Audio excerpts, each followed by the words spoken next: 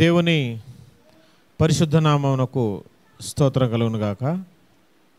కుడి వచ్చిన మీ అందరికీ, అలాగే ఈ మైకు యంత్రాంగ శబ్దం ద్వారా వింటున్నటువంటి ప్రతి ఒక్క సహోదరునికి సహోదరికి లోకరక్షకుడును మనందరి పాప విమోచకుడును నిజదేవుడైన యేసుక్రీస్తు వారి యొక్క పరిశుద్ధమైన శ్రేష్టమైన మహోన్నతమైన నామంలో నా హృదయపూర్వక వందనాలు ప్రతి ఒక్కరికి పేరు పేరున తెలియజేస్తూ ఉన్నాను. ప్రియులారా, ఇప్పటిదాకా మనం పాటల చేత దేవుని ఘనమైన నామాన్ని మహిమపరిచి ఉన్నాం. కొద్దిసేపు మనం దేవుడు మనకు అనుగ్రహించిన లేఖనాలలో నుంచి కొన్ని మాటలను మనం ధ్యానం చేద్దాం. దేవుడు మనకందరికీ సహాయం చేయనుగాక. చూడండి, పరిశుద్ధ బైబిల్ గ్రంథంలో నుంచి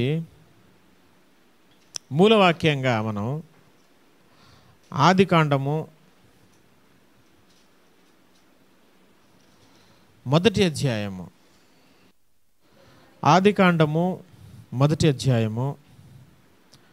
మొదటి వచనం నుంచి మనం చదువుకుందాం. ఆదికాండము మొదటి అధ్యాయము మొదటి వచనం నుంచి.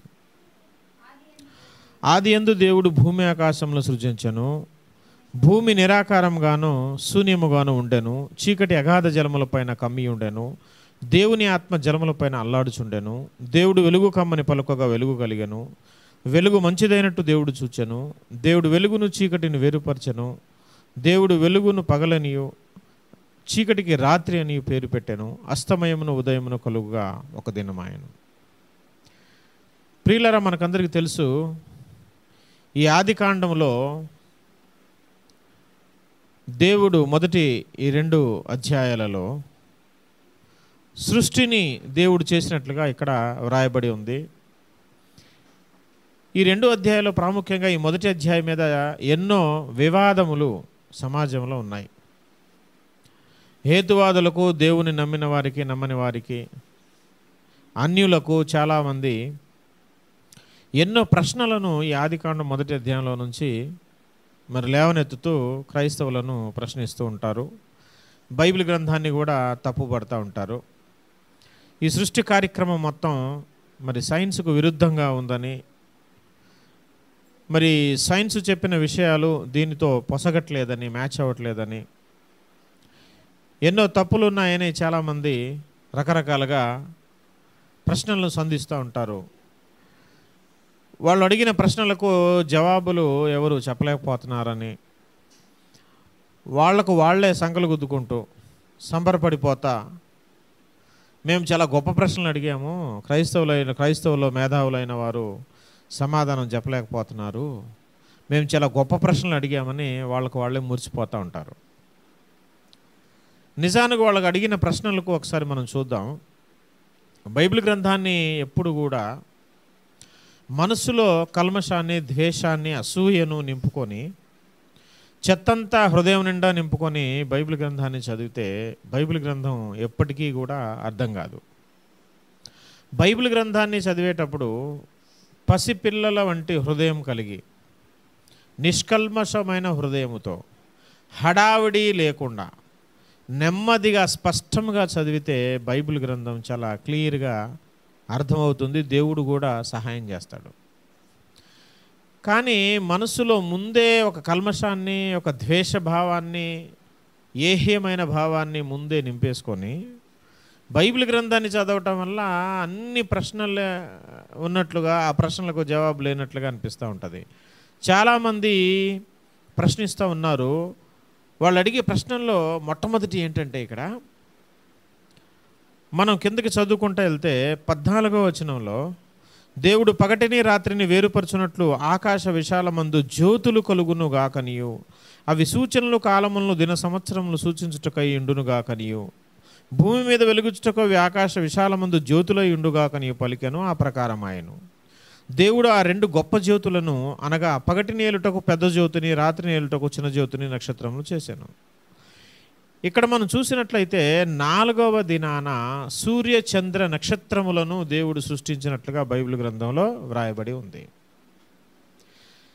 వాళ్ళ ప్రశ్నలు ఏంటంటే, 4వ దినాన సూర్యుడు, చంద్రుడు, నక్షత్రాలు పుట్టినప్పుడు, దేవుడు సృష్టించినప్పుడు మొదటి 3 దినాలు ఎలా గడిచాయి? ఒక దినం గడవాలి అని అంటే సూర్యుడు ఉండాలి కదా.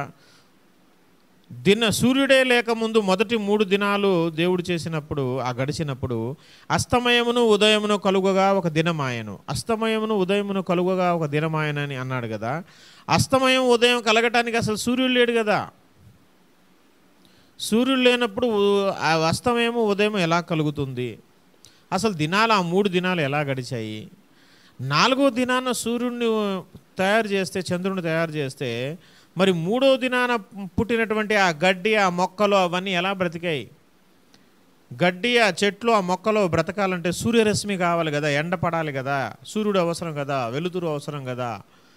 సూర్యుడు 4వ దినాన సృష్టింపబడితే ఈ గడ్డి, వృక్షాలు ఇవన్నీ ఎలాగా మనుగడ సాగించాయి అనేది ఒక ప్రశ్న. 3 దినాలు ఎలా గడిచాయి అనేది మరొక ప్రశ్న. ఇదిగో చాలా గొప్ప ప్రశ్నలు మాకు వచ్చాయి, దీని సమాధానం చెప్పలేకపోతున్నారు కాబట్టి బైబిల్ గ్రంథం తప్పని చాలామంది అనుకుంటున్నారు. వీటన్నిటికీ దేవుని సహాయం చేత మనం జవాబులు తెలుసుకునే ప్రయత్నం చేద్దాం. ఎందుకంటే మనకు ఇది చాలా ఇంపార్టెంట్ అన్నమాట. ఈ విషయాలని క్షుణ్ణంగా ఒక క్రైస్తవుడు అనేవాడు నేర్చుకొని ఉండాలి. సమాజంలో దేవుడు బైబిల్ గ్రంథం తప్పు అని నిరూపించటానికి చేసే కుయుక్తులలో వారు అడిగే ప్రశ్నల్లో ఇవి ప్రధానమైనవి కాబట్టి ఆ ప్రశ్నలకు సమాధానం చాలా సులువుగా మనం చెప్పవచ్చు. అలా చెప్పినప్పుడు బైబిల్ యొక్క గొప్పతనాన్ని, దేవుని యొక్క ఔన్నత్యాన్ని మనం చాటిన వాళ్ళం అవుతాం. కాబట్టి క్రైస్తవులుగా మనకు బైబిల్ స్టడీలో మనకు ఇది చాలా మూలమైన పాఠం అన్నమాట, ప్రాముఖ్యమైన పాఠం. ఇక్కడ చూడండి, చాలా జాగ్రత్తగా వీటిని మనం తెలుసుకునే ప్రయత్నం చేద్దాం. ఆదికాండం 1వ అధ్యాయం 1వ వచనంలో మాట చదువుతున్నాను. ఆదియందు దేవుడు భూమి ఆకాశములను సృజించెను. ఈ మాట చాలా జాగ్రత్తగా ఉండండి. ఇది 1వ వచనం. ఆదియందు దేవుడు భూమి ఆకాశములను సృజించెను. ఆదియందు అంటే ఎప్పుడు? ఈ సృష్టి ప్రారంభమునకు ముందు. ఆదియందు, ప్రారంభములో దేవుడు దేని చేశాడంట? భూమిని ఆకాశములను సృజించాను. దేని సృజించాడు చెప్పండి? భూమిని ఆకాశములను దేవుడు ఎప్పుడు సృజించాడు? ఆదియందు, ప్రారంభములో సృజించాడు. అయిపోయింది ఆ 1వ వచనం. అయితే 2వ వచనంలో ఏముందంటే, భూమి నిరాకారముగాను శూన్యముగాను ఉండెను. దేవుడు సృష్టించిన భూమి ఎలాగుందంట? నిరాకారముగా, శూన్యముగా ఉండెను. అయితే దేవుడు సృష్టించినప్పుడు అది నిరాకారంగా, శూన్యంగా లేదు.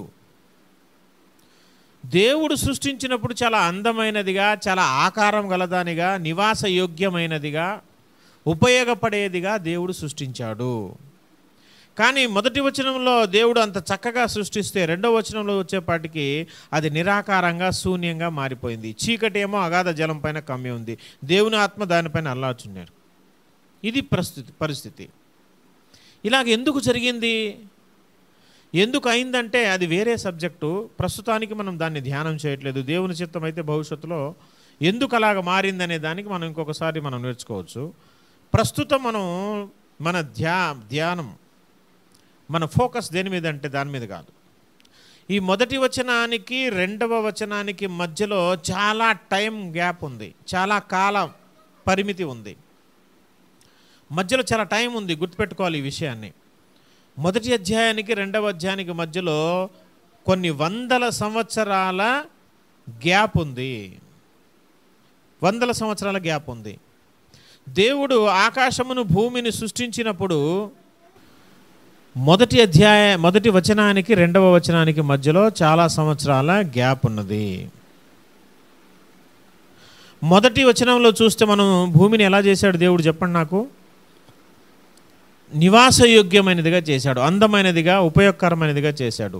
మీకు కావాలంటే యెషయా గ్రంథం 45వ అధ్యాయము 18వ వచనాన్ని చూడండి ఫాస్ట్గా. యెషయా గ్రంథం 45వ అధ్యాయము 18వ వచనం.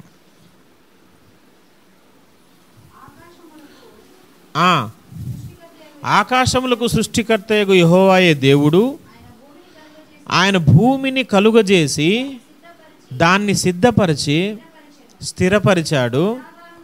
నిరాకారంగా ఉండునట్లు ఆయన దాన్ని సృజించలేదు, నివాస స్థలమగునట్లుగా. అది భూమిని సృజించినప్పుడు ఎలా సృజించాడంటే చెప్పండి, నిరాకారంగా సృష్టించలేదు, నివాస స్థలముగా, నివాస యోగ్యమైనదిగా సృష్టించాడు. మరి రెండవ వచనంలో ఎలా కనబడుతుంది? భూమి నిరాకారంగా శూన్యంగా ఉంది, మనుషులు నివసించేటట్లుగా లేదు, ఆకారం మారిపోయింది, అసలు శూన్యం, కనబట్టేది ఏం లేదు, భూమి ఆకారమే లేదు, అసలు శూన్యంగా ఉంది, మాయమైపోయింది భూమి అక్కడ. కానీ దేవుడు అలా చేశాడా? చేయలేదు. మొదటి వచనంలో భూమిని ఆకాశాన్ని ఆయన చాలా చక్కదిగా చేశాడు, కానీ రెండవ వచనంలో అది నిరాకారంగా శూన్యంగా మారింది. అంటే మధ్యలో ఏదో జరిగింది. ఆ జరిగిన దాని గురించి ఇప్పుడు మనం ప్రస్తావన చేయట్లేదు. మొదటి వచనానికి రెండవ వచనానికి మధ్యలో చాలా గ్యాప్ ఉన్నది, సంవత్సరాల గ్యాప్ ఉన్నది. అలా ఉంటుందా అండి బైబిల్ గ్రంథంలో? ఒక వచనానికి ఇంకో వచనానికి, అంటే ఒక వచనానికి ఇంకో వచనానికి కాదు, అసలు ఒక వచనంలోనే ఒక భాగానికి ఇంకో భాగానికి కూడా కొన్ని సంవత్సరాల తేడా ఉంటుంది. మీకు ఒక్క చిన్న విషయాన్ని ఉదాహరణకు చూపిస్తే, చాలా చూపించవచ్చు, ఒకటి చూపిస్తాను నేను, చూడండి. ఇదే ఆదికాండము 4వ అధ్యాయము 1వ వచనం నుంచి చదవండి. ఆదాము తన భార్య అయిన హవ్వను కూడినప్పుడు ఆమె గర్భవతి అయి, ఎవరిని కన్నది? ఆదాము భార్య హవ్వ గర్భవతి అయి ఎవరిని కన్నది? కయ్యూనుని కని, యెహోవా దయ వలన నేను ఒక మనుషుని సంపాదించుకున్నాను నేను. తర్వాత ఆమె అతని తమ్ముడగు హేబెలును కనెను. రెండవ వచనం. మొదటి వచనంలో ఎవరిని కన్నది? రెండవ వచనంలో వెంటనే కయ్యను కన్న వెంటనే తర్వాత హేబెల్ని కనేస్తారా? సుమారు ఎంత గ్యాప్ ఉండాలి? 9 నెలలైనా సరే అనుకుందాం. హేబెలును కనెను. హేబెలు గొర్రెల కాపరి. కన్న వెంటనే గొర్రెల కాపరి అయిపోయాడా? కన్న తర్వాత గొర్రెల కాపరి అవ్వటానికి కనీసం ఒక 20 సంవత్సరాలైనా. అంటే ఆ రెండవ వచనంలో ఆ భాగంలోనే చూడు, కయ్యను భూమిని సేద్యపరచువాడు. వాడు వెంటనే ఏమైపోయాడు? కనగానే భూమిని సేద్యపరిచేవాడు అయిపోయాడు. అంటే ఎంత గ్యాప్ ఉందో చూడండి. కానీ విషయం అక్కడ కథ వ్రాయించేటప్పుడు చెప్పేటప్పుడు వరుసగా విషయం చెప్పుకుంటూ వెళ్తారు, అంతేగాని వాటి మధ్యలో వచనాలకు మధ్యలో చాలా సంవత్సరాల గ్యాప్ ఉంటుంది. ఆదికాండం 1వ అధ్యాయానికి 2వ అధ్యాయానికి మధ్యలో కూడా చాలా గ్యాప్ ఉన్నది.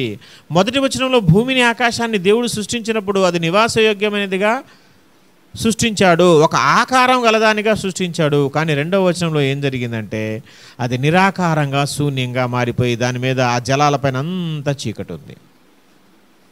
అర్థం చేసుకోండి. ఆదియందు దేవుడు భూమి ఆకాశాలను సృజించాడు, కానీ దాని తర్వాత నిరాకారంగా శూన్యంగా మారిపోయింది. అంటే ఈ ఆదికాండం 1వ అధ్యాయంలో ఉన్నదంతా సృష్టి కాదు, పునః సృష్టి. It is not a creation but recreation. Recreation, పునః సృష్టి. సృష్టి కాదు ఇది. ఆ సృష్టి ఎప్పుడో చేశాడు దేవుడు, ఆది యందు సృష్టి చేశాడు, అయిపోయింది. కానీ కొంతకాలం తర్వాత భూమి నిరాకారంగా శూన్యంగా మారిపోయింది. దాన్ని మరలా మౌల్డింగ్ చేసి మరలా నివాసయోగ్యమైనదిగా, దాని మీద ఎన్నో జంతువులు వృక్షాలు ఇవన్నీ వచ్చేటట్లుగా మళ్ళీ పునః సృష్టి చేస్తున్నాడు. కాబట్టి ఆదికాండం 1వ అధ్యాయంలో ఉన్నదంతా సృష్టి కాదు, పునః సృష్టి. మొదటి వచనానికి 2వ వచనానికి మధ్యలో చాలా గ్యాప్, కొన్ని యుగాలు గడిచినవి. ఈ విషయాన్ని చాలామంది పెద్ద పెద్ద మహానుభావులు భక్తులు అందరూ చెప్పారు. రాయసం రాధాకృష్ణమూర్తి గారు, ఆర్ఆర్కే మూర్తి గారు కూడా ఈ విషయాన్ని చెప్పారు. అలాంటి ఉద్దండులు ఎంతోమంది బైబిల్ స్కాలర్స్ ఈ విషయాన్ని మనకు నేర్పించాను. మేము బైబిల్ కాలేజీలో ఈ విషయాలను నేర్చుకున్నాం. అయితే ఈ పునః సృష్టిలో, రీక్రియేషన్లో దేవుడు ఏం చేస్తున్నాడో ఒకసారి మనం చూద్దాం. 3వ వచనం చూడండి. దేవుడు వెలుగు కమ్మని పలుకగా వెలుగు కలిగెను. ఇక్కడ చూడండి, ఇది రీక్రియేషన్ అంటానికి, ఇది పునః సృష్టి అంటానికి 2 బలమైన రీజన్స్ కూడా మీకు చెప్తాను ఇక్కడ నేను. ఒకటేంటంటే, దేవుడు ఇవన్నీ చేసేటప్పుడు చీకటిని చేసినట్టు ఇక్కడ ఉందా? నీళ్లను చేసినట్టు, జలాలను చేసినట్లు ఉన్నా? చేశాడా? ఆల్రెడీ ఉన్నాయా? ఉన్నాయి.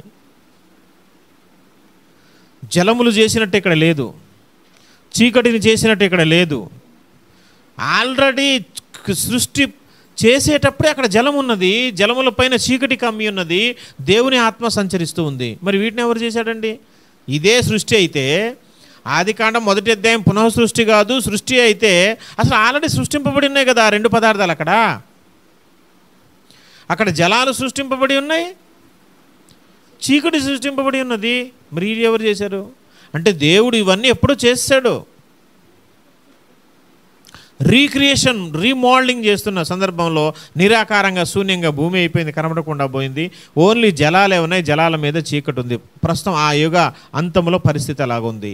దేవుడు దాన్ని రీక్రియేషన్ చేస్తూ ఏం చేశాడంటే, వెలుగు కమ్మని పలుకగా వెలుగు కలిగెను, వెలుగు మంచిదైనట్టు దేవుడు చూచెను. దేవుడు వెలుగును చీకటిని వేరుపరిచెను. వెలుగుకు పగలని పేరు పెట్టాడు, చీకటికి, ఇక్కడ జాగ్రత్త చూడండి, దేవుడు వెలుగు కమ్మని చెప్పాడా లేదా? కలిగిన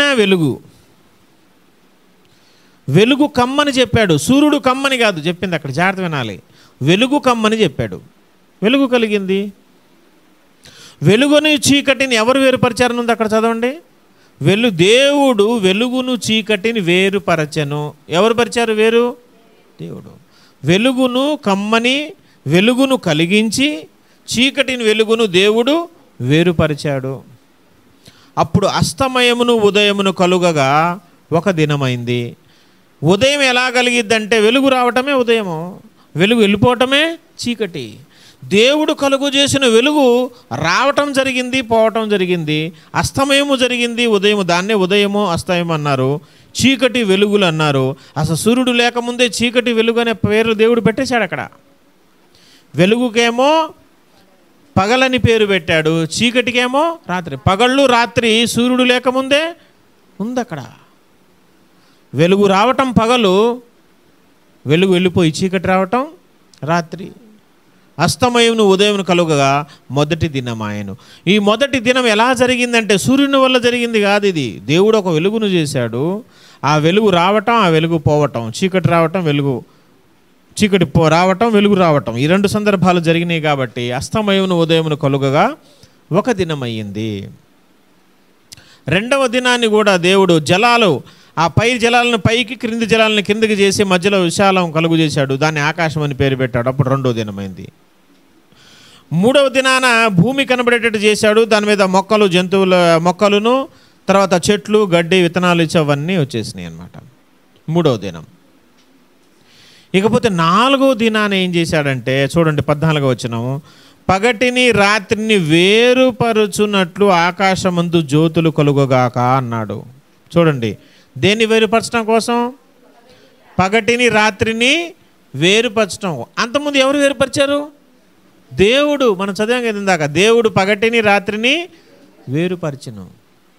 ఆ వేరుపరిచే పని సూర్యుడికి అప్పగిస్తున్నాడు 4వ రోజున. సూర్యుడు రాకముందు వెలుగును చీకటిని వేరుపరిచింది ఎవరు అని అంటే దేవుడే. ఇప్పుడు పగలును రాత్రిని వేరుపరచినట్లు ఆకాశందు జ్యోతులు కలుగాకన్నాడు. అవే చంద్రుడు. ఇక 15వ వచనంలో కూడా, 16వ వచనంలో దేవుడు ఆ 2 గొప్ప జ్యోతులు, పగలను ఏలుటకు పెద్ద జ్యోతి, రాత్రిని ఏలుటకు చిన్న జ్యోతిని చేశాడనమాట ఆయన. 18వ వచనం, భూమి మీద వెలుగుచుటకు, పగటిని రాత్రిని ఏలుటకు, వెలుగును చీకటిని వేరుపరచుటకు దేవుడు ఆకాశ విశాల ముందు వాటిని ఉంచెను. అప్పుడు అస్తమయన ఉదయమును కలిగింది. అది ఎన్నో దినం? ఇప్పుడు ఈ అస్తమయ ఉదయం కూడా మొదట్లో ఉన్న వెలుగు చేసిందే, మళ్ళా సూర్యుడు చేసింది కాదు, సూర్యుడు తిరిగింది కాదు. ఇది మళ్ళా ఈ 6 దినాలలో అస్తమయమును ఉదయమును దేని వల్ల కలిగినవంటే దేవుడు మొట్టమొదటి వెలుగు చేశాడు కదా, ఆ వెలుగు వల్ల కలిగిందే. కానీ ఈ 4 దినం నుంచి కింద కూడా ఈ అస్తమయ ఉదయం కూడా సూర్యుడు కాదు, సూర్యుడిని చేశాడు అంతే. ఇంకా ప్రాసెస్ స్టార్ట్ చేయలేదు ఆయన. ఇవన్నీ తిరగాలి, ఇదంతా కాలచక్రాన్ని తిప్పే కార్యక్రమం ఇంకా చేయలేదు ఆయన. సృష్టి జరుగుతూ ఉంది. 4వ దినాన చేసిన సూర్యుడు, చంద్రుడు, నక్షత్రాలు, వీటి పని ఏంటంటే పగటిని రాత్రిని వేరుపరిచి దినాలను, సంవత్సరాలను, సూచనలు అవన్నీ చూపించడం కోసం. ప్రభువునందు ప్రియమైన దేవుని బిడ్డలారా, మనం అర్థం చేసుకోవాల్సిన విషయం ఏంటంటే సూర్యుడిని చంద్రుడిని చేయకముందే వెలుగును చేశాడు. వెలుగును ఆయన చేశాడు. కొంతమంది అంటుంటారు అది దేవుని వెలుగే వచ్చింది, దేవుడే వెలుగు అయ్యున్నాడు, ఆ వెలుగు ప్రకాశించింది అంటున్నారు. కాదు, ఇది కలిగిన వెలుగు. దేవుని వెలుగు కలిగినది, దానికి ఆది అంతం లేదు. దేవుని వెలుగుకి ప్రారంభం లేదు, ముగింపు లేదు. అది కొన్ని కోట్ల యుగాల సంవత్సరాల నుంచి దేవుడు ఉన్నప్పటి నుంచి ఆయనలో వెలుగున్నది, ఆయన చుట్టూ వెలుగున్నది. ఆ వెలుగు అది, ఇది కలిగిన వెలుగు. అక్కడ దేవుడే చాలా స్పష్టంగా చెప్తున్నాడు, వెలుగు కలుగునుగాక అంటే అంతకుముందు లేదనేగా ఆ వెలుగు. మరి దేవునిలో వెలుగు లేదా? మరి ఆయన వెలుగు ఉంది. కానీ ఇక్కడ చేసిన వెలుగు ఏంటంటే ఆయన కలుగు చేసిన వెలుగు. మనకు అందరికీ తెలుసు, యోహాను సువార్త 1వ అధ్యాయం 1వ వచనం నుంచి చదివితే, కలిగి ఉన్నదేది ఆయన లేకుండా, కలిగి ఉన్నదేది ఆయన లేకుండా కలుగులేదు. ఇగో ఇక్కడ ఈ 2వ వచనంలో 3వ వచనంలో మనం ఇంకో మాట కూడా చదివాం. ఏమని? అక్కడ ఆల్రెడీ జలాలు ఉన్నాయి, అక్కడ ఆల్రెడీ చీకటి ఉంది. మరి ఉన్నాయి అంటే ఎవరు చేసి ఉండాలి? దేవుడే చేసి ఉన్నాడు. ఎందుకంటే కలిగి ఉన్నది ఏది ఆయన లేకుండా సమస్తమును చేసింది ఆయనే. ఇక్కడ ఆదికాండం 1వ అధ్యాయంలో జలాలను చేసినట్లేదు, జలాలు అక్కడ ఉన్నాయి ఆల్రెడీ, దాన్ని అంతకుముందు చేశాడు ఆయన. అక్కడ చీకటి ఉంది, దాన్ని ఎంతముందు చేశాడు ఆయన. ఈ చీకటి జలములు ఆల్రెడీ మొదటి క్రియేషన్లో ఆయన ప్రారంభంలో ఆది యందు చేసినప్పుడు అవి ఉన్నాయి. కలిగి ఉన్నది ఏది ఆయన లేకుండా కలుగలేదు. కాబట్టి ఈ ఆది కాండంలో ఉన్న అస్తమయము ఉదయము దేని వల్ల కలిగిందంటే, దేవుడు చేసిన వెలుగు, సూర్యునికి వేరుగా, చంద్రునికి వేరుగా, నక్షత్రములకు వేరుగా దేవుడు కలుగజేసిన వెలుగు ఏదైతే ఉందో దానివల్ల ఉదయమును అస్తమయమును కలిగింది. వాటి వల్ల దినాలు ఏర్పడేటట్టు చేశాడు. ఈ సృష్టి అంతా చేసినప్పుడు 6 దినాల్లో సృష్టి అంతా జరిగించేసిన తర్వాత 7వ దినాన వీటిని ప్రాసెస్లోకి తీసుకొచ్చాడు. ఇక నుంచి వెలుగు, రాత్రిని పగటిని వేరుపరిచే బాధ్యత ఎవరికి అప్పగించాడు? సూర్యచంద్రులకు అప్పగించాడు. ఇంకా ఆ వెలుగును తీసేసాడు దేవుడే. మొట్టమొదట ఏదైతే వెలుగు చేశాడో స్టార్టింగ్లో, ఆ వెలుగు తీసేసి ఆ వెలుగును కూడా సూర్యునిలో కలిపేసి ఇంకా సూర్యుడే దిక్కు అన్నమాట. ఇప్పుడు వెలుగు రావాలంటే సూర్యుడు ఉండాల్సిందే, చీకటి రావాలంటే సూర్యుడు వెళ్ళిపోవాల్సిందే. పగటిని రాత్రిని వేరుపరిచే బాధ్యత ఇప్పుడు సూర్యచంద్రులకు అనుగ్రహించబడింది. కానీ సృష్టి చేసేటప్పుడు ఆ బాధ్యత దేవుడే తీసుకున్నాడు, దేవుడే చేశాడు. అది ఇదేంటండి, సూర్యుడు లేకుండా పగలు రాత్రి ఎట్లా వస్తాయండి? అస్తమయం ఉదయం ఎలా కలిగిద్దండి? అట్లెట్లా సాధ్యమందని కొంతమంది అడుగుతూ ఉంటారు. వాళ్ళని చూసి మరి జాలిపడాలో కోపగించుకోవాలో ఏం అర్థం కాని పరిస్థితి. చదువుకున్నామంటారు, పెద్ద పెద్ద పిహెచ్డీలు చేసామంటారు, పెద్ద పెద్ద స్కాలర్స్ అంటారు, చిన్న చిన్న విషయాలు కూడా అర్థం చేసుకున్నారు. అసలు వాళ్ళ దృష్టిలో వాళ్ళ ఆస్పెక్ట్లో దేవుణ్ణి ఎంత చిన్న చూపు చూస్తున్నారో. అసలు దేవుడు అంటే ఏమైనా అర్థమైందంటారా? అస్తమయమును ఉదయమును కలిగేటట్టు చేసింది ఒక దేశానికి ప్రధానమంత్రి కాదండి, సృష్టికర్త అయిన దేవుడు. ఆయనకు అసాధ్యమైనది ఏముంది? అసలు దేవుని శక్తి సామర్థ్యాల గురించి ఏమన్నా కొనీసైనా అవగాహన ఉందంటారా? ఇట్లా ప్రశ్న అడిగే వాళ్ళకి చెప్తున్నాను నేను. దేవుడు అంటే నీ అభిప్రాయం ఏంటి? ఎంత ఎంత చిన్నోడు అనుకుంటున్నావు? నీకంటే చిన్నవాడా? ఆయన శక్తి సామర్థ్యాలు, అసలు ఆయన అతీతమైన శక్తుల గురించి ఏమన్నా తెలుసా? సృష్టిని చేస్తున్నాడు అండి ఆయన. సూర్యుడు ఉంటేనే పగలు వస్తుందా? సూర్యుడు లేకపోతే పగలు రాదా? అంటే సూర్యుడు లేకుండా పగలు దేవుడు చేయలేదని ఆయన శక్తి సామర్థ్యాన్ని అంత తక్కువ అంచనా వేస్తున్నావు అనమాట నువ్వు. అంటే అసలు దేవుడు అనే విషయమే నీకు అర్థం కాలేదు ముందు. అది తెలుసుకో ముందు. దేవుడు ఎంత సర్వశక్తిమంతుడో, ఆయన ఎంత జ్ఞానవంతుడో, ఆయనకు అసాధ్యమైనది ఏది ఉండదని ముందు అది తెలుసుకో. దేవునికి ఉండాల్సిన క్యారెక్టరిస్టిక్స్ ఏంటో అది నేర్చుకో ముందు, తర్వాత ప్రశ్న అడుగుదురు. కానీ సూర్యుడు లేకుండా చంద్రుడు లేకుండా దేవుడు చేయలేడా? ఉదాహరణకి మనం అంటాం, ఇప్పుడు పిల్లలు పుట్టాలంటే తల్లిదండ్రులు ఏకమైతేనే వాళ్ళ సంసార జీవితం జరిగిస్తేనే పిల్లలు పుడతారు. తల్లిదండ్రులు లేకుండా పిల్లలు పుట్టే అవకాశం ఉందా? మీరు చెప్పండి. ఒక తండ్రి వలన కానీ ఒక తల్లి వలన కానీ పిల్లలు పుట్టే అవకాశం ఉందా? కలగరు. కానీ దేవుడు చేస్తాడండి. నీకు నాకు అది వల్ల కాదు, కానీ దేవునికి అసాధ్యమేముంది? అసలు మొట్టమొదటి మానవుడిని దేవుడు ఎక్కడి నుంచి చేశాడు? మట్టి నుంచి. మరి అక్కడ ఏ తండ్రి ఉండి ఏ తల్లి ఉన్నాడు? దేవునికి అసాధ్యమైనది ఏదీ లేదు. తల్లిదండ్రులు లేకుండా పిల్లలు పుట్టరు అనేది అది మనం పుట్టించలేము, అది మనకు చేత కాదు, మనకు అంత శక్తి సామర్థ్యాలు లేవు. కానీ సృష్టికర్త అయిన దేవునికి అది అసాధ్యమా? మొట్టమొదటి మనిషిని మట్టి నుంచి చేశాడు, అసలు పిండం లేదు, అండం లేదు, ఏమీ లేదు అక్కడ. ఇంకో విచిత్రం ఏది, రెండవ మనిషి ఉంది కదా అవ్వ. ఇప్పుడు ఆదాము ఉన్నాడు, ఇంకొక వ్యక్తి ఉండి భార్యాభర్తలు ఇద్దరు ఉంటే ఇంకొక మనిషి వస్తాడు. కానీ అవ్వ ఎట్ట వచ్చింది? అసలు ఒక పురుషుడిని చేశాడు ఆయన, అసలు స్త్రీయే లేదు అక్కడ. వాళ్ళిద్దరు పుట్టుకు చూడు ఎంత విచిత్రంగా ఉందో. మొట్టమొదటి మనిషిని మట్టి నుంచి చేశాడు, రెండవ మనిషినేమో ఆ మనిషి ఒక మనిషి నుంచి చేశాడు. దాని తర్వాత ప్రాసెస్ పెట్టాడు, ఏమన్నా తెలుసా? ఇక నుంచి పిల్లలు కలగాలంటే మీరిద్దరూ సంసార జీవితం వల్లనే పిల్లలు కలుగుతారు. ఇది నియమము, ఇది ప్రాసెస్, ఇది ప్రకృతి ధర్మం. ఇది ఈ ధర్మం ప్రకారమే నెక్స్ట్ జరుగుతుంది. సెట్ చేసిన తర్వాత ప్రాసెస్ స్టార్ట్ అయింది. కానీ ఆ ప్రాసెస్ లేకముందు ఆ ప్రాసెస్ని పెట్టిన దేవునికి అసాధ్యమైంది ఏం లేదండి. ఇప్పుడు పగలు రావాలంటే, రాత్రి రావాలంటే సూర్యచంద్ర నక్షత్రాలు కావాలి. ఇప్పుడు ప్రాసెస్ స్టార్ట్ చేశాడు కాబట్టి, ఈ బాధ్యత సూర్యునికి చంద్రుడికి ఆయన అప్పగించాడు కాబట్టి, ఇప్పుడు ఒక దినం రావాలన్నా, ఒక సంవత్సరం రావాలన్నా సూర్యచంద్రుల ప్రమేయం ఉండాలి. కానీ ఆ ప్రాసెస్ స్టార్ట్ చేయకముందు దాన్ని సృష్టించేటప్పుడు దేవుడే వాటిని కలుగు చేశాడు. ఎంత సింపుల్ విషయం అండి అసలు ఇది. దీంట్లో కష్టమైంది ఏమైనా ఉందా? అసలు ఎంత సులువుగా ఉందో. ఇంకా చాలామంది ప్రశ్నలు అడుగుతూ ఉంటారు, ఏమని? కోడి ముందా గుడ్డు ముందా అని, విత్తనం ముందా చెట్టు ముందా అని అడుగుతుంటారు. మనం విత్తనం ముందని అన్నాం అనుకో, చెట్టు లేకుండా విత్తనం ఎక్కడ వస్తుంది అంటాడు. చెట్టు ముందు అన్నాం అనుకో, విత్తనం లేకుండా చెట్టు ఎక్కడి నుంచి వస్తుంది అని అంటారు. కోడి ముందా గుడ్డు ముందా అని అడిగినప్పుడు, కోడి ముందు అన్నాం అనుకో, గుడ్డు లేకుండా కోడి ఎట్ట వస్తుంది అంటారు. కోడి అన్నాం అనుకో, గుడ్డు లేకుండా. అరే బాబు, ఇది ప్రాసెస్ స్టార్ట్ అయిన తర్వాత నువ్వు మాట్లాడేది. సింపుల్ లాజిక్ చెప్తున్నావు ఇక్కడ. ప్రాసెస్ స్టార్ట్ అయిన తర్వాత విషయం నువ్వు చెప్తున్నావు. అసలు ప్రాసెస్ స్టార్ట్ చేసింది దేవుడని మేము చెప్తున్నాం. కోడి ముందా గుడ్డు ముందా అంటే దేవుడు చెప్తున్నాడు గుడ్డు పెట్టే కోడి ముందు. విత్తనం ముందా చెట్టు ముందా అంటానికి దేవుడు అంటున్నాడు విత్తనాలు ఇచ్చే చెట్టు ముందు. బైబిల్ ఎంత చక్కగా రాయబడిందో చూద్దాం, ఆ మాట చదువుదాం మనం ఒకసారి. చూడండి 10వ వచనం నుంచి, దేవుడు ఆరిన నేలకు భూమి అని పేరు పెట్టెను, జలరాశికి ఆయన సముద్రం అని పేరు పెట్టెను, అది మంచిదని దేవుడు చూశాను. దేవుడు గడ్డిని విత్తనములు ఇచ్చు చెట్లను, చెప్పండి ఏం చెట్లు? విత్తనాలు ఇచ్చే చెట్లను చేశాడు ఆయన.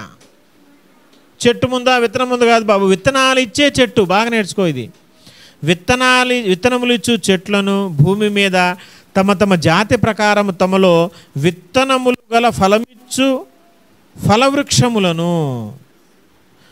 చూడు మళ్ళీ 12వ వచనంలో, భూమి గడ్డిని తమ తమ జాతి ప్రకారం విత్తనములు ఇచ్చు చెట్లును తమ జాతి ప్రకారం తమలో విత్తనములు గల ఫలవృక్షములను ఒలిపించాడు.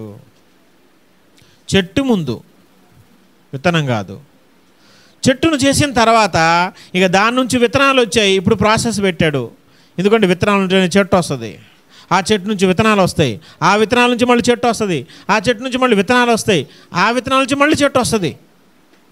ఈ ప్రాసెస్ ఎప్పుడంటే మొట్టమొదట విత్తనాలు ఇచ్చే చెట్లను తయారు చేసి పెట్టిన తర్వాత, మొలిపించిన తర్వాత ప్రాసెస్ స్టార్ట్ అయింది. గుడ్డు పెట్టే కోడిని సృష్టించిన తర్వాత అది గుడ్డు పెట్టడం, అక్కడి నుంచి మళ్ళీ కోడి రావటం, మళ్ళీ గుడ్డు రావటం, మళ్ళీ కోడి రావటం, ఈ ప్రాసెస్ స్టార్ట్ అయింది. కానీ ప్రారంభంలో దేవుడు వాటిని చేసేటప్పుడు ఇలా చేశాడు. సైన్స్ అనేది ఆయన సృష్టించిన తర్వాత వచ్చిన నియమము. ఆయన పెట్టిన ప్రాసెస్ పేరు నువ్వు సైన్స్ అని చెప్పుకుంటున్నావు. కానీ సైన్స్ను ఈ ప్రాసెస్ని పుట్టించింది ఆయన. ఆయనకు అసాధ్యమైనది ఏమిటండి? సైన్స్ రూల్స్ నీకండి, ఆయనకేముండవు. సైన్స్ రూల్స్నే తిరిగి రాసే దేవుడు ఆయన. మనకందరికీ తెలుసు చాలా అద్భుతమైన విషయాలు కొన్ని మీకు చెప్తాను. దేవుని శక్తికి మానవుని శక్తికి ఎంత తేడా ఉంటుందో. దేవుడు శాస్త్రాతీతుడు అన్నమాట. సూపర్ న్యాచురల్ పవర్స్ కలిగిన వాడు దేవుడు. నీకు సైన్స్కి మించిన జ్ఞానం కలిగిన వాడు దేవుడు. ఆయన సృష్టించిన వాటిలో కొన్నిటిని తెలుసుకొని సైన్స్ అని పేరు పెట్టుకున్నారు. మీకు చెప్తాను నేను కొన్ని విషయాలు. దేవుడు ఎలాంటి కార్యాలు చేస్తాడు, అద్భుతమైన కార్యాలు, నీ సైన్స్కి విరుద్ధమైన కార్యాలు. విరుద్ధమని చెప్పకూడదు, అసలు నీ సైన్స్కి అందని కార్యాలు. దేవుడు ఐగుప్తులో ఉన్నప్పుడు ఐగుప్తు దేశమంతటి మీద వడగళ్ళు, పిడుగులు ఇవన్నీ కురిపించాడు. కానీ ఒక ప్రాంతంలో కురవలేదు, గోషేన్ అనే ప్రాంతంలో. ఒక ప్రాంతంలో కురవకుండా మిగతా దేశమంతా కురిపిస్తాడు ఆయన. ఇది ఎంత విచిత్రమో చూడు. దేశమంతటా కప్పలు వచ్చినాయి, వాళ్ళ మంచాల మీదకి, గిన్నెల్లోకి, గాబుల్లోకి, డ్రమ్ముల్లోకి, ఇళ్ళ మీదకి కప్పలు వచ్చినాయి దేశమంతా. కానీ ఆ ఇశ్రాయేలు నివసిస్తున్న ఆ ప్రాంతంలో మాత్రం ఒక్కటి కూడా రాలేదు. ఊరంతా పేర్లు వచ్చినాయి కానీ ఆ ప్రాంతంలో రాలేదు. ఏ రోగం వచ్చినా ఆ ప్రాంతంలో రాకుండా మిగతాడు చేశాడు. ఇది ఎవరైనా చేయగలుగుతారు? ఎట్లాగా? ఎర్ర సముద్రాన్ని 2 పాయలు చేశాడండి. ఏ సైంటిస్ట్ చేస్తాడు? సైంటిస్టులు అందరూ కట్టకట్టగానే రమ్మని ఈ కార్యం చేయమని చూద్దాం. ఎర్ర సముద్రాన్ని పాయలు చేశాడు ఆయన. బండలో నుంచి నీళ్ళు అండి, నువ్వు కొట్టు, బండలోంచి నీళ్ళు వస్తుందా? ఆకాశం నుంచి మన్నా, పైనుంచి మాంసం.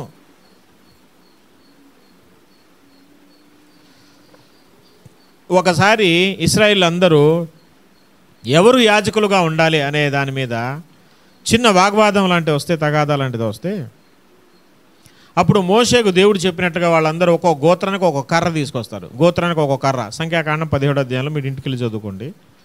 గోత్రానికి ఒక కర్ర తీసుకొచ్చి ఆ నైట్ పూట మందసం ఎదుట దేవుని మందిరంలో ఆ కర్ర, ఎండిపోయిన కర్రలు అనమాట, మునకూరలు లాంటి కర్రలు, బాదం చెట్టు కర్రలు అనమాట, తీసుకొచ్చి పెట్టేస్తారు.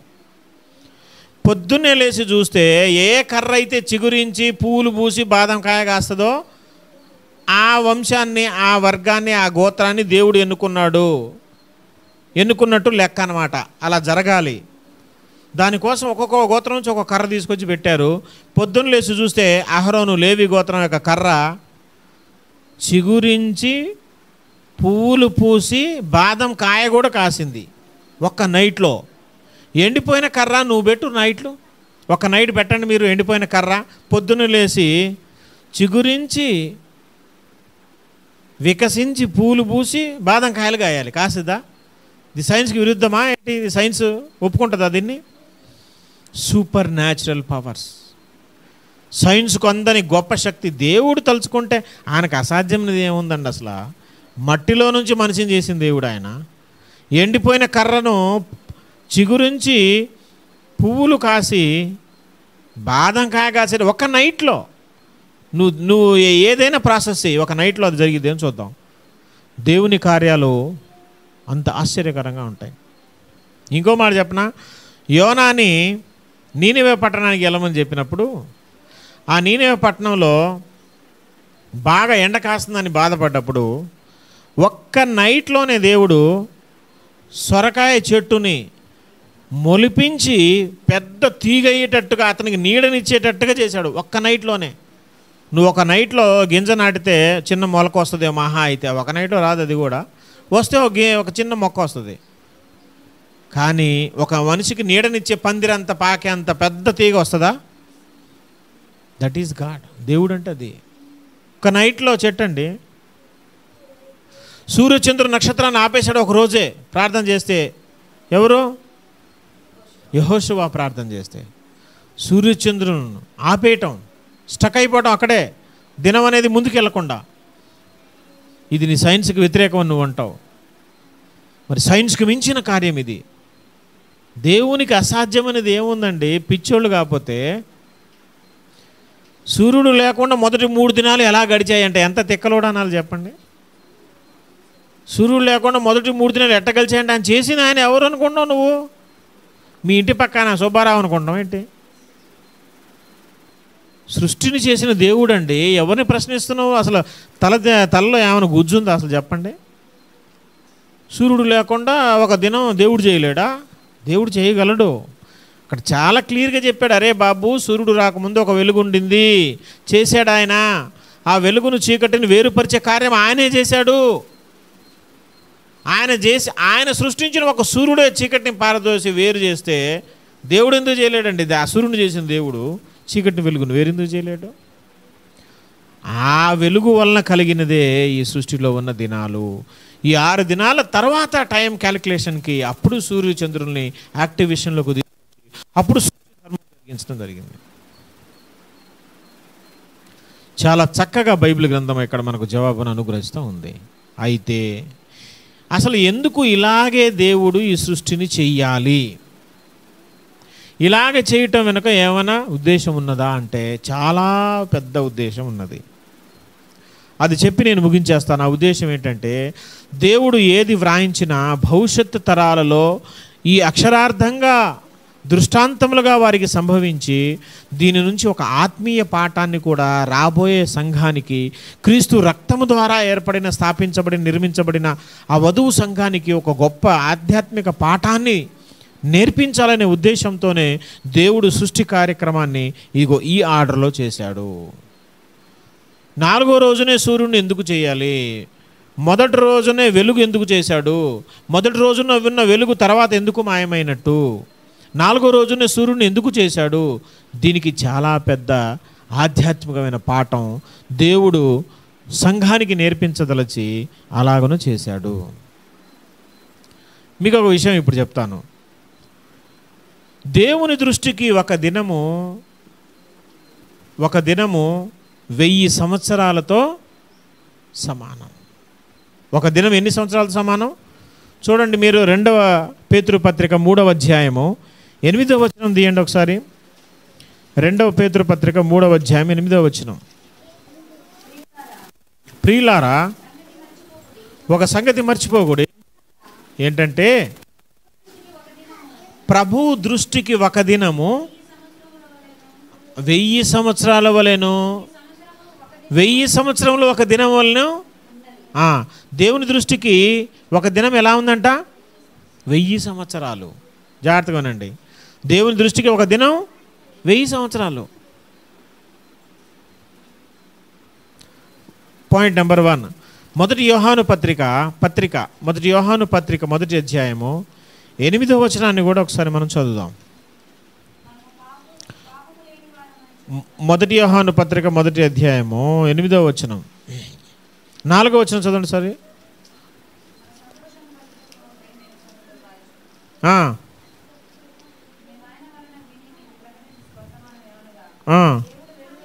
దేవుడు వెలుగై ఉన్నాడు. చెప్పండి, దేవుడు ఏమై ఉన్నాడు?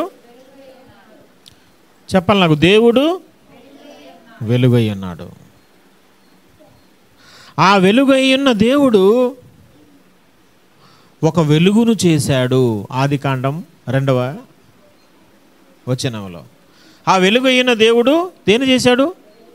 వెలుగు దేనికి సాదృశ్యం అంటే దేవునికి సాదృశ్యం.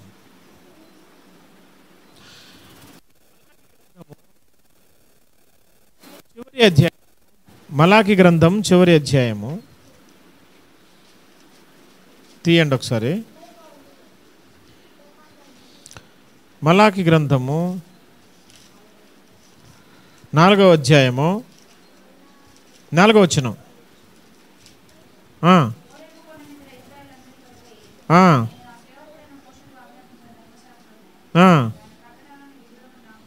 రెండవ వచనం, అయితే నా నామమందు భయభక్తులు గలవారగు మీకు నీతి సూర్యుడు ఉదయించును. నామమందు భయభక్తులు గలవారగు మీకు ఏం ఉదయిస్తాడు? నీతి సూర్యుడు. నీతి సూర్యుడు అంటే ఎవరంటే యేసు ప్రభువారు. ఇక్కడ సూర్యుడు అంటే ఎవరు చెప్పండి? యేసు ప్రభువారు. వెలుగు అంటే ఎవరికి సాదృశ్యం చెప్పండి? దేవుడు. వెలుగంటే దేవుడు, సూర్యుడు అంటే యేసు ప్రభువారు. ఇప్పుడు మొదటి దినాన చూస్తే వెలుగున్నది, 4వ దినాన సూర్యుడు వచ్చాడు. ఒక దినం దేవుని దృష్టికి 1000 సంవత్సరాలు. 4 దినాలు ఇంటూ 4 ఇంటూ 1000 4000 సంవత్సరాలు. 4000 సంవత్సరాల తర్వాత యేసు ప్రభువారు ఈ భూమి మీదకి వచ్చాడు. 4000 అబ్రహాముకుంటే అబ్రహాము నుంచి మొదలు పెడితే యేసుక్రీస్తు రాక వరకు, పుట్టుక వరకు 2000 సంవత్సరాల చరిత్ర. అబ్రహాము నుంచి ఆదాము వరకు ముందు 2000 సంవత్సరాల చరిత్ర, ఆదాము నుంచి యేసు ప్రభు వరకు 4000 సంవత్సరాల చరిత్ర. 4000 సంవత్సరాలు, ఒక్కొక్క 1000 సంవత్సరానికి ఒక్కొక్క దినము. అంటే యేసు ప్రభు వారు ఉద్భవించేది, నీతి సూర్యుడు ఈ భూలోకానికి వచ్చేది 4000 సంవత్సరాల తర్వాత. అందుకే 4వ దినాన సూర్యుడిని అక్కడ చేశాడు. దాని నుంచి మనం నేర్చుకునే నీతి పాఠం ఏంటంటే 4000 సంవత్సరాల తర్వాత ఈ భూలోకంలోకి నీతి సూర్యుడు ఉదయిస్తాడు. ఇక ఆ నీతి సూర్యుడిలోపే ఇప్పుడు 4వ రోజున సూర్యుడు వచ్చిన తర్వాత, సృష్టి కార్యక్రమం జరిగిన తర్వాత ఇంకా ఆ మొదటి దినాన సృష్టించిన వెలుగు లేదు. ఇక అది సూర్యునిలో కలిసిపోయింది, ఏకమైపోయింది. ఇంక సూర్యుడే ఈ లోకానికి వెలుగు కావాలంటే వేరే మార్గం ఏం లేదు. ఇంక అది సూర్యుడి నుంచే మనకు ఉద్భవిస్తుంది. ఇంక సూర్యుడే దిక్కు వెలుగు కావాలంటే. ఇప్పుడు ఒకప్పుడు పాత నిబంధన కాలంలో తండ్రి అయిన దేవుణ్ణి ఆరాధించారు. తండ్రి అయిన దేవుణ్ణి చేరుకోవాలంటే, ఆరాధించాలంటే ఇప్పుడు ఏకైక మార్గం నీతి సూర్యుడైన యేసు ప్రభు వారే. యేసుకు వేరుగా వెలుగు ఇప్పుడు దొరకదు. యేసుకు వేరే మార్గం ఇక లేదు. పరలోక రాజ్యంలో తండ్రి అయిన దేవుణ్ణి మనం చేరాలంటే యేసు మార్గం ఒకటే. యేసయ్య ద్వారా అసలైన వెలుగుని ఎద్దకెళ్ళాలి. యేసుకు వేరుగా వేరే వెలుగు దొరకదు. యేసుకు వేరుగా తండ్రి అయిన దేవుణ్ణి నువ్వు ఎప్పటికీ పొందుకోలేవు. తండ్రి అయిన దేవుడు యేసు ప్రభు వారు ఏకమై ఉన్నారు. నేను తండ్రి ఏకమై ఉన్నాము. ఆ వెలుగు ఈ వెలుగు కలిసిపోయింది. ఈ నీతి సూర్యునిలో ఆ మొదటి వెలుగు కలిసిపోయింది. ఇప్పుడు ఇద్దరు ఒకటే వెలుగుగా ఉన్నారు. ఆయనే యేసు ప్రభు వారు. యేసుకు వేరుగా ఇప్పుడు నీకు వెలుగు ఈ లోకంలో దొరకదు. నీకు పరలోక రాజ్యాన్ని నువ్వు పొందుకోవాలంటే, తండ్రి అయిన దేవుని చెంతకు నువ్వు వెళ్ళాలంటే, వెలుగు సంబంధిగా నువ్వు బ్రతకాలంటే నువ్వు ఆశ్రయించవలసిన వెలుగు నీతి సూర్యుడైన యేసు ప్రభు వారు మాత్రమే. యేసయ్యకు వేరుగా వెలుగు దొరకదు. ఇప్పుడు సూర్యునికి వేరుగా ఈ మామూలుగా భౌతికమైన సూర్యునికి వేరుగా వేరే వెలుగు ఎలాగైతే లేదో, ఇప్పుడు నీతి సూర్యుడైన యేసు ప్రభు వారికి వేరుగా వేరే వెలుగు ఏమీ ఈ లోకంలో లేదు. తండ్రి ఆయన ఏకమై ఉన్నారు. కాబట్టి మనకు ఇప్పుడు నీతి సూర్యుడు యేసు ప్రభు వారు. ఆయన మన జీవితాల్లో ఉదయించాలి, మన బ్రతుకులో ఉదయించాలి. ఈ 4వ దినాన సూర్యుడిని చేయటానికి వెనుక ఉద్దేశము ఆధ్యాత్మికంగా దేవుడిదిగో ఈ పాఠాన్ని మనకు తెలియజేయాలి, లోకానికి నేర్పించాలనే ఉద్దేశంతో 4వ దినాన సూర్యుడిని సృష్టించడం జరిగింది. అందుకే మానవ చరిత్రలో 4000 సంవత్సరాల తర్వాత యేసు ప్రభు వారు ఈ లోకానికి వచ్చాడు. ఆయన వచ్చిన తర్వాత ఇప్పుడు 2000 సంవత్సరాలు గడిచింది. మొత్తం మానవ జాతి చరిత్ర చూస్తే 6000 సంవత్సరాలు. ఆదాము నుంచి మొదలుకొని ఇప్పటి వరకు మానవ జాతి చరిత్ర 6000 సంవత్సరాలు. యేసు రాకముందు 4000, యేసు వచ్చిన తర్వాత 2000.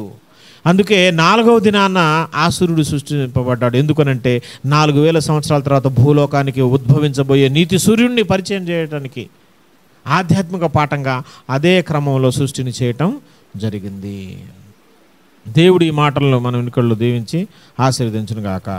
ఆమేన్.